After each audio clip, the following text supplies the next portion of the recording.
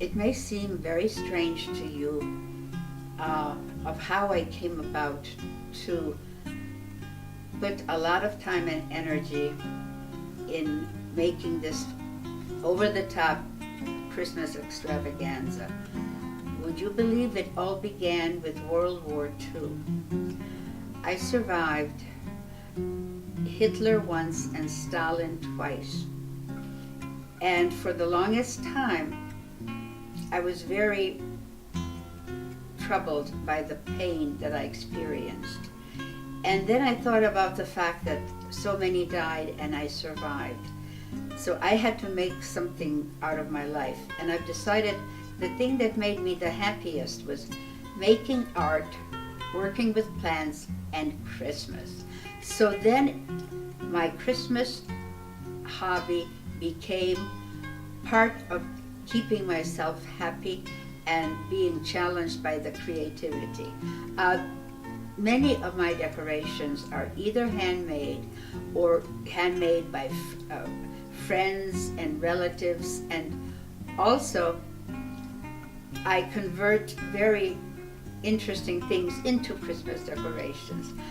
It's like, I'm sure you may have heard the story, you give somebody a hammer and wherever they walk around they see nails. Well, I walk around this world seeing everything as possible material for a Christmas tree. And I still follow the philosophy of life is an art project, and so Christmas is just an extension of that. Christmas is a life project. Next, I'm going to talk about this little tree in the middle of my dining room table. I figured food is associated with dining rooms. Therefore, I looked around for decorations that represented food. For example, look at this ice cream cone.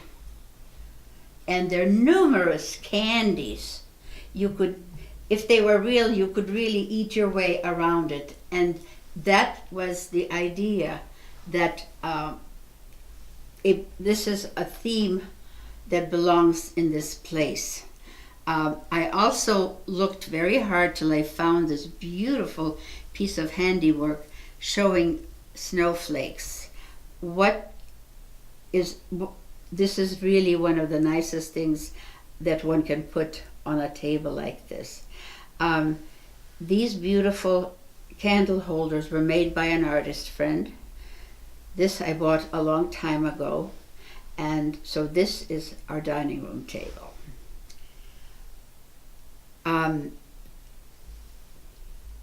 This tree in the dining room represents the Victorian era. Lots and lots of ladies in magnificent clothes, a whole bunch of crystals, white and other colors, and flower balls that I made. I bought the flowers and stuck them in a foam ball just to give that idea of this being a Victorian tree. Actually, maybe even almost all the dolls on this tree were given as a gift to me by my sister. And there weren't enough dolls to make a complete tree just of dolls. So then I improvised. Oh yes, her gift included these amazing little Victorian purses. And there are quite a few of them here. Also, I always like to put in old jewelry on the trees. So for example, here is a piece of jewelry. Here is another piece of jewelry. Plain old costume jewelry, but I think it really dresses up a Christmas tree. So this is almost my sister's trees, but I get to enjoy that. Okay, now we come to our second peacock. The peacock is a very interesting story. My oldest daughter, Lisa, and I went to Lowe's to look at plants, and they were just putting plants away and putting their Christmas decorations out. And we saw this peacock. Somebody just plopped it on the shelf. And I looked around and I said, I want that. And the lady said, but this is the only one we have. I can't give it to you. I said, if you don't have any more, why do you need to keep it on the shelf? Why can't I have it? She said, I'll have to ask the manager. Okay. The manager said, of course you can have it. So I was very happy with this peacock. Then would you believe next year, the following year, Lisa comes up with a big box for my Christmas present. Somewhere on the internet she had found the other peacock so that there wouldn't be lonely. So now we have 2 peacocks.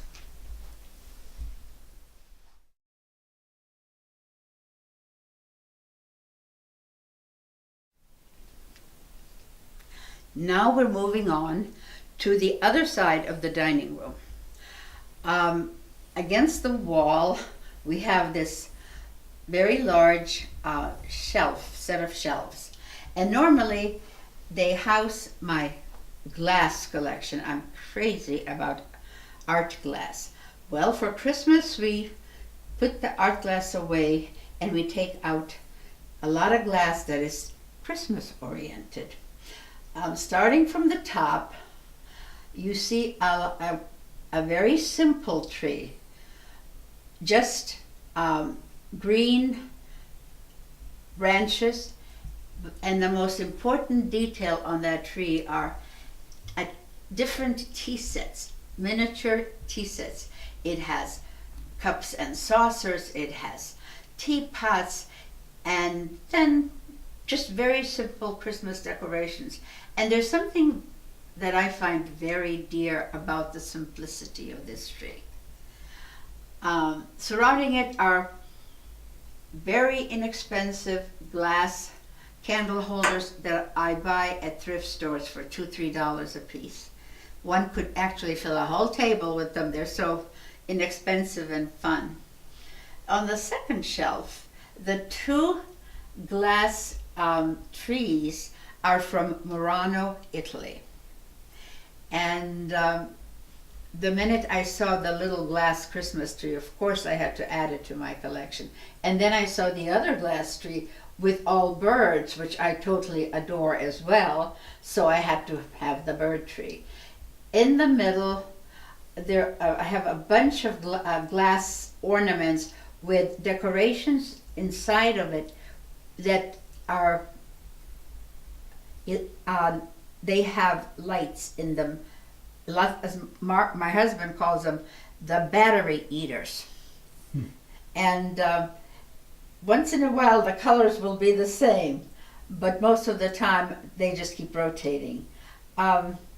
This is an interesting piece because there's a little glass tree in the middle of that ball, and it also changes lights. On this shelf, this is my newest piece of glass. We were in Italy the beginning of December, and that's what I came home with. 2 more of those trees inside the glass, and then there are these 3 large spires, and I don't know what they're supposed to represent, except I think they look amazingly pretty and they add a lot of light. So that is my collection of Christmas that goes, something else that's very important.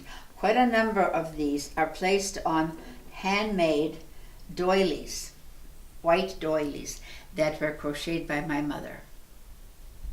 So my sister is in that tree, the Victorian tree, and my mother is on this shelf. And that is something that I really love, because I know what decorations come from whom.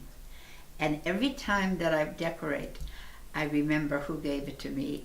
And some of them, of course, like my mother, are long dead, but I remember them every time that I handle the decorations that they made for me. And that makes it so special. That's one of the reasons I love Christmas so much.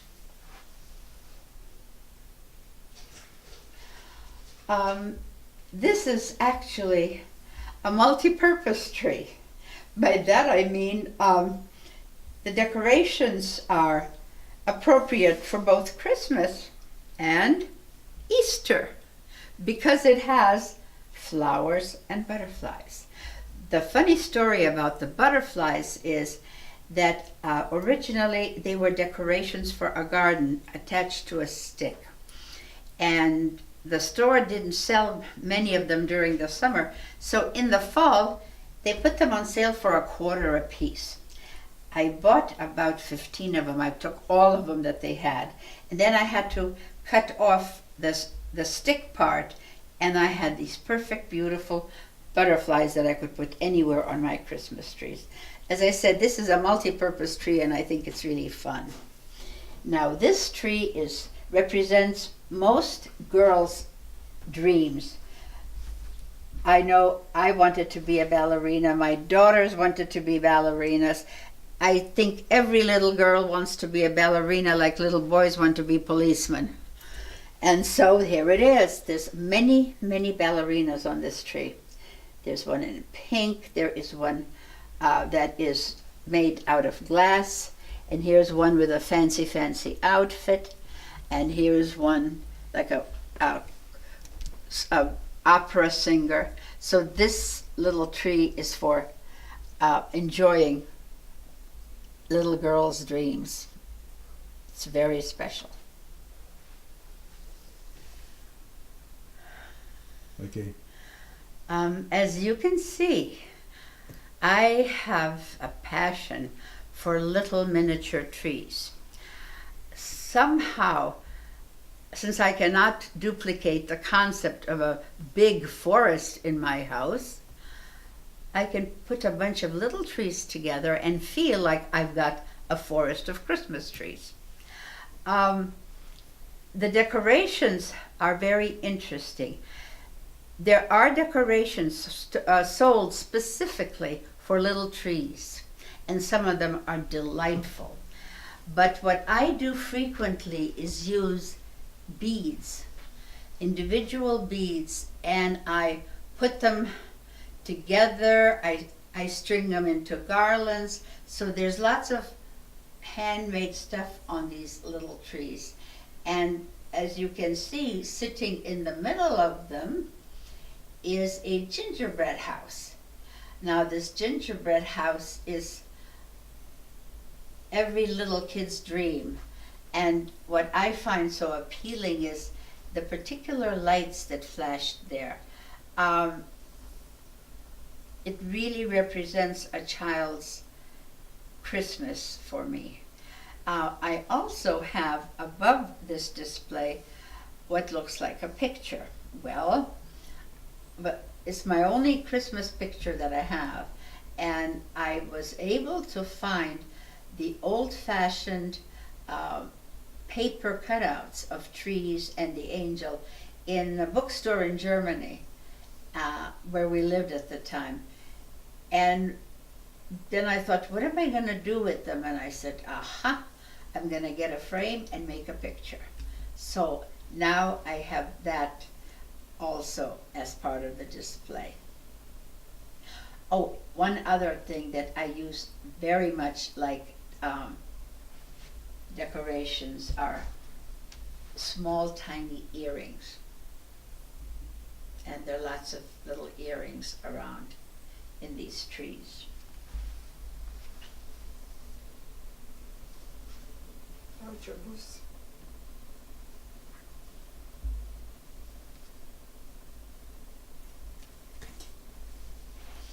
Now we're going to continue with other trees. We didn't do that. This theme is a village. We've got these houses and these houses that are from Lithuania. And then we have this, which is from Bavaria. And this, of course, represents an old-fashioned Christmas. There are singers, there's a deer there, and the whole thing is is carved and painted wood. I think it has a feeling of folk art which I find particularly charming. And then on both sides of this village there are large Christmas trees. And again, it's small trees. I see a small tree, I have to have it. I cannot go by a small tree. And it's a collection that is very esoteric. Probably one of the funniest things, for example, you may think this is a little blue doll. Actually, these are hair ornaments. And they were sold 2 of them, so I put one on one tree, and I put another one on another tree. So that's how come I have such a variety of decorations. Oh, for example, this is a bead, which is very unusual, an angel bead.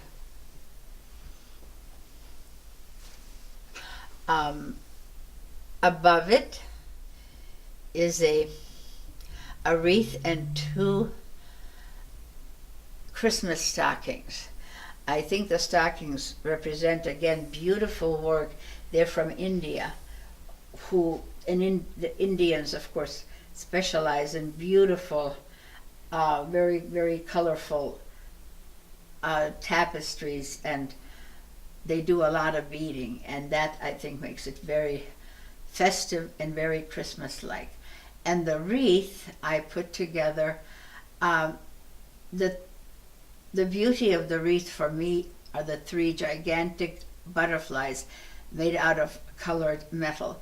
That also is a form of art, folk art, and the source of it is Mexico, and it was given to me by my best friend in Washington, and just today I went to her memorial service.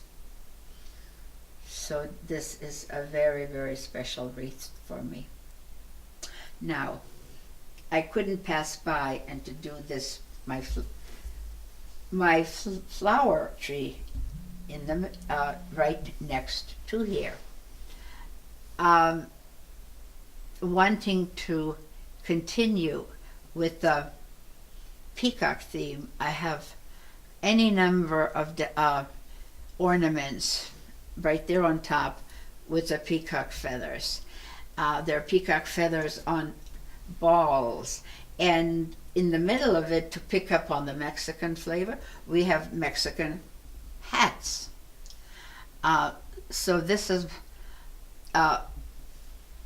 is another example of, if I see anything that can be turned into a tree, I will do so.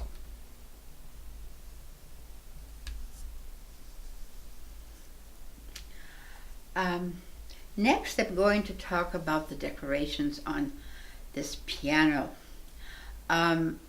This interesting looking, very colorful tree right on the edge of the piano is an interesting conglomerate of Asian articles, none of which were intended to be Christmas decorations. They're supposed to be souvenirs that people buy for their friends and relatives in China and Japan, based on their astrological signs. So they have a lot of animal figures in their traditions. So you see dragons, and you see cats and dogs and pigs and fish, but they're beautifully embroidered. And the minute that I saw them, what came to mind, they will make perfect decorations for a tree. So I had such a good time running around the street vendors, trying to find different ones. And so, but then in addition to that, when we went to Japan, I saw that the Japanese have this fascination, seems, for kitty cats. And they make very, very pretty kitty cat decorations. So I added some kitty cat decorations, since we also have a cat. And then just to complete the mix, I found some embroidered jewelry in China. So I included the embroidered jewelry on the tree. And the tree itself is of all things, made out of cardboard, and I got that on the internet. And I thought this really showed off the richness of the colors and the shapes. I really think this is a sensational Christmas tree.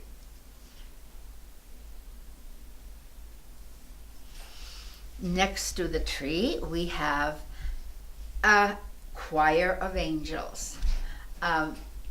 Over the years, many friends kept giving me angels as gifts, and I kept thinking, how am I going to use them so it will make a big impact? And then one day I said, aha, a choir, because you always hear about, when you hear Christmas music, about angels singing. So I thought, bunch of angels on the piano, what could be better? So here they are. Notice, among other things, we have a racially mixed. We have a very beautiful black lady among the other choir singers.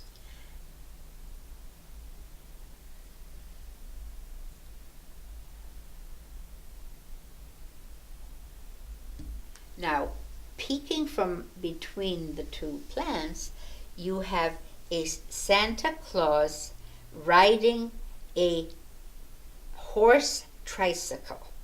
The horse tricycle is an antique that I picked up in the flea market in Germany. And then one day, as I'm walking through a store, I see a Santa Claus that in a sitting position. And that's very rare. I've never seen one before. So I said, aha, I think he can ride my antique horse tricycle. And so here he is. Now, accompanying him are two bears, a panda bear on one side and a white bear. I am particularly fond of white bears. I think I may be a descendant or something, because they seem so peaceful, so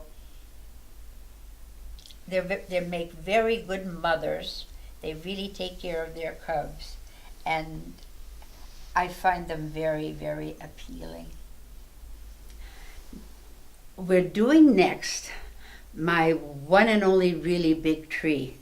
When we were living in our house, we used to have 3 big trees, but in an apartment, that's not possible. So this is an accumulation of 40 years of collecting purple decorations. Purple is my favorite color. And of course, I have sub-themes, lots of sub-themes. Ballerinas, angels, beads, and this has a little bit of everything. There is no end to the decorations on this tree, including tiny little folk bells by artists in Lithuania, to one of my mother's crochet hats, to my friend who does wonderful beads, the beaded Christmas ornament. And the top of the tree is one of my favorite pieces.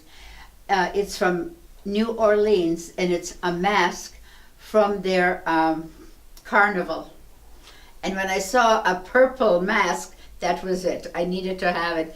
And the fantasy that I have about this tree is that she is the spirit of the tree, and she lives at the top. And all of these objects are her kingdom. And she is overlooking everything. And I find this tree mesmerizing in that not one area looks the same. Wherever you look, you see the combinations, you see the subtleties. I mean, there's so many colors of purple, from deep, deep purple like here to the faintest lavender. And that I find very nice. I also find little glass stars, and here is a regular old cone, pine cone, painted purple, naturally. And here was a present again from my sister. I think this is an amazing butterfly. And as always, I always have purple dolls sitting around. That's a given. It's just a theme of mine. And there's this is, for example, very interesting. It's not a glass tree. It's a not a tree, a decoration. It's a fabric decoration. And look at all this embroidery on top. I think it makes for an amazing Christmas ornament. So this is my all purple tree in which the fairy lives. Now we're going to look at my cat and dog tree. I got the idea for it when I saw this made by a fabric artist. I thought they were delightful, a dog and a cat together. So of course that had to be the top of this tree. Then I bought a cat one from her, which I thought was delightful. Isn't that the most amazing coat that a cat could have, with little trees, and it's just so charming. And so it took me a long time, but there are, for example, this cat is an earring. Now this is a cat ballerina. This is a little Scotty. There are, I think, around 25 to 30 ornaments. Every one of them is cat and dog. Oh, this is a very interesting cat.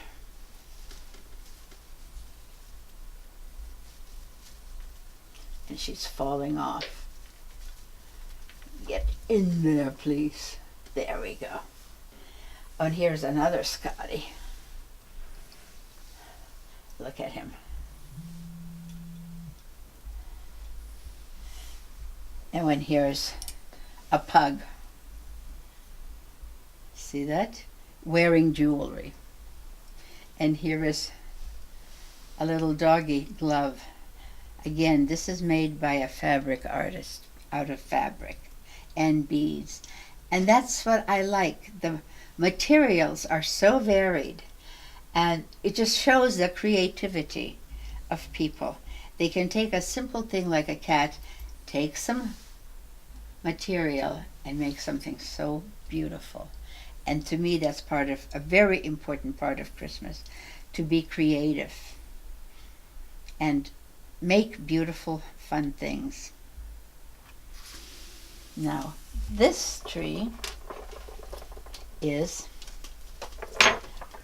relatively simple, and it is decorated with ornaments from Lithuania. They are all made out of clay except for the angel, which is made out of husks. I think it's corn husk, but I'm not sure. But mushrooms are very important in Lithuanian culture. So here's 2 mushrooms. Then these stylized bugs are, oh, here's a turtle. Okay. Now, what kind of creature is this? Oh, I think this is a doggy.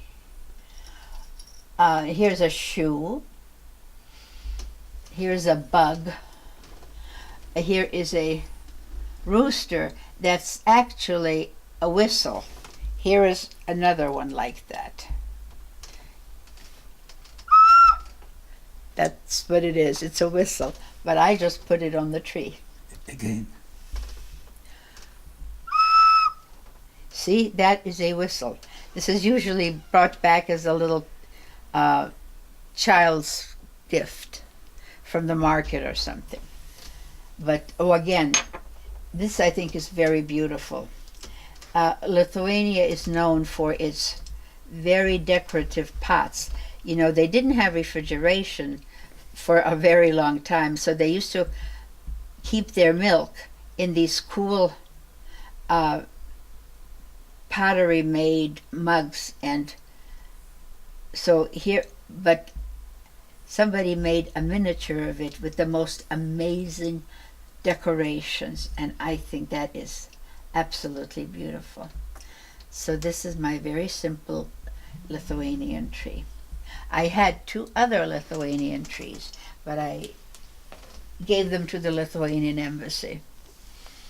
So this is all that I've got. Okay, now we're going to talk about the little collection of many different things at the top of this shelf system.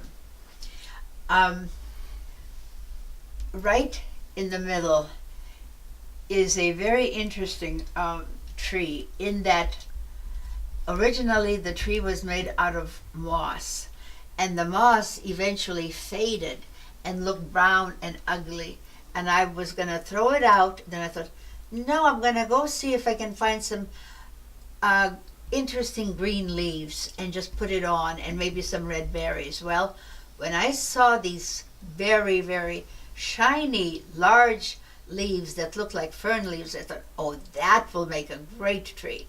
So we put it all together, and there it is, and I love it. Every time I look at it, it makes me smile.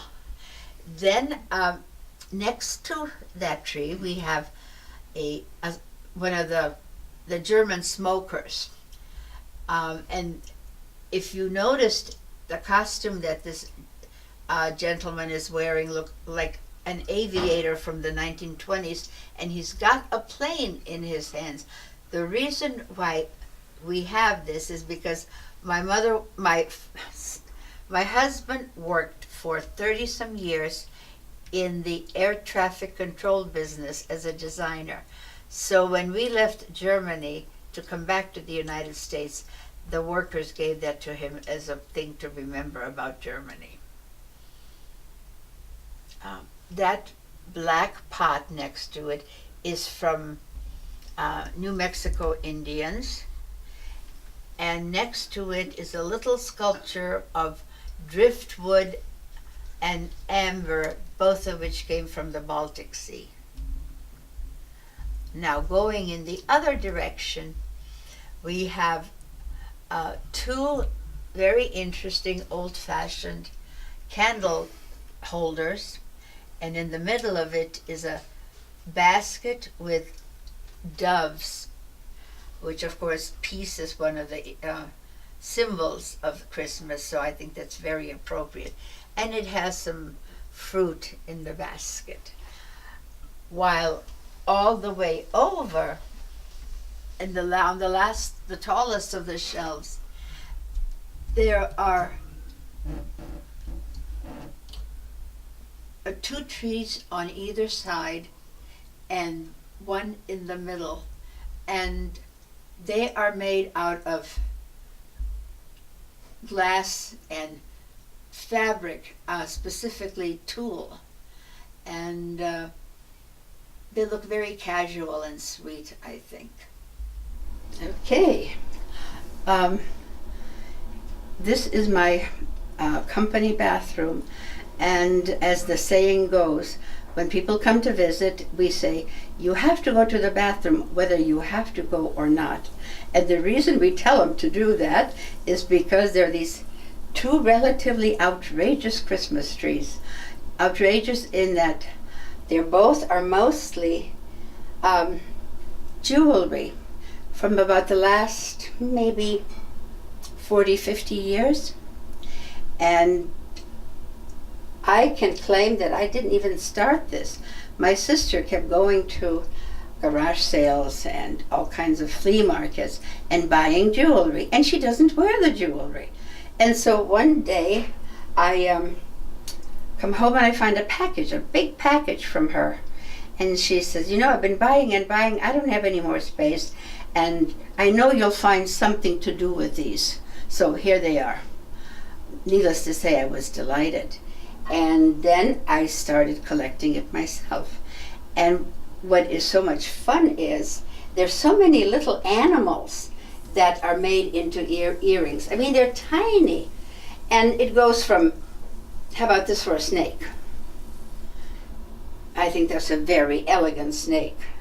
And there's turtles, there are zebras, and there are purple mushrooms, and there are sheep, and birds galore.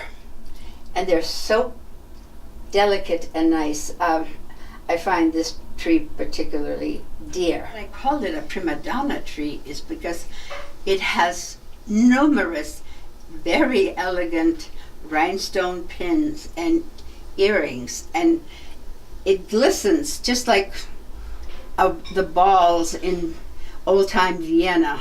That's what it reminds me of. The only thing that is missing is an orchestra playing waltzes. But this tree reminds me of old Vienna, and I really, really enjoy it. And I sometimes, when I'm going to a particular event and I want to wear something different, I walk in here and I'll say, okay, now which decoration am I going to take off? For example, for Valentine's Day, I wear this. For an evening out to a concert, I might wear this or this. So you see, it's not only a Christmas tree, but it is also part of my wardrobe. And I think it makes an absolutely sensational decoration for a bathroom. Every corner, of course, of this apartment is filled with Christmas, so that is true of the kitchen as well.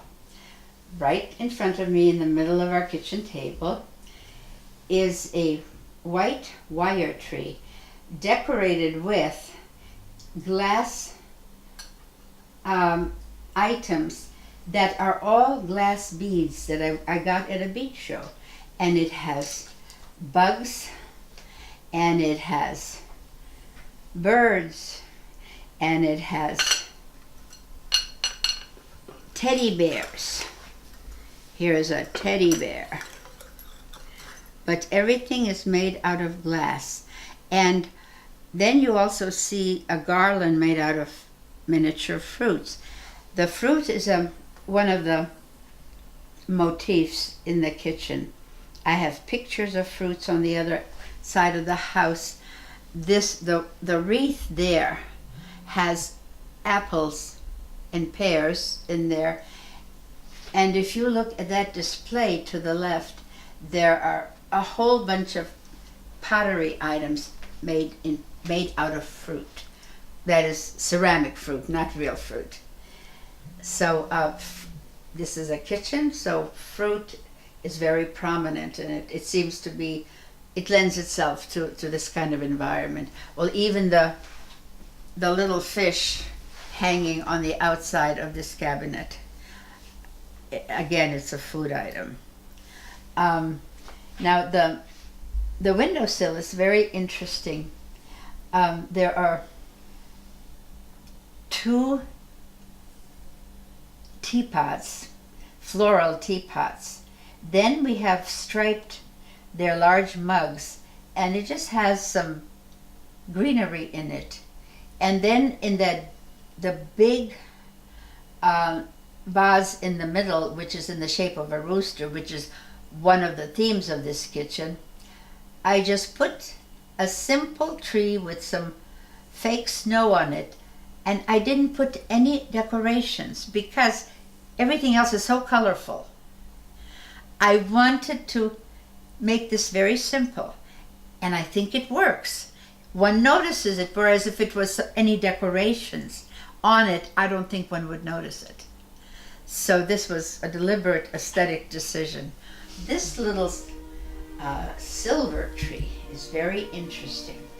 All of the decorations have red, white on it, and there's candies, there are some red stars, but the most interesting and unique items on this tree are these Coca-Cola bears. The reason why they're called Coca-Cola bears is because some years ago, during winter time, Coke would run these cartoon bears, and they were always carrying Coca-Cola. And I was very surprised when I found that somebody had made them into decorations. So I was so tickled to find them.